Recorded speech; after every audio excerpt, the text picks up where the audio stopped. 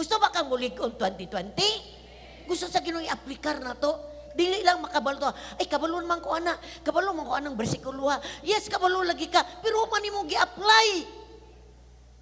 Dagan yung kaayo. Kabalo naman ko ana. Sige, mapunang giwali, gisumahan ako.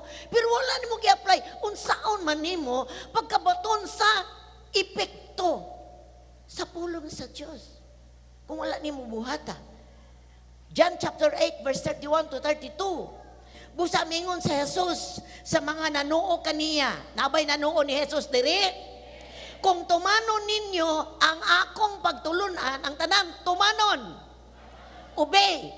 Kung tumanon ninyo akong pagtulunan, tinuod gayud kamo nga akong mga tinunan.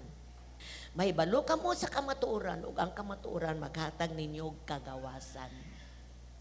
Gusto dagkang kay mga butang nga kanang gusto sa Ginoo mahimo tang free ba? Gawas nun ba?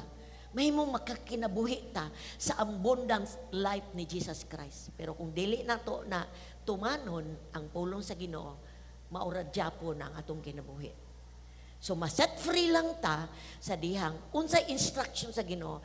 Buhaton na to pinagi sa gahom sa Dios, sa grasya sa Dios. Makita na to ang resulta ni ini.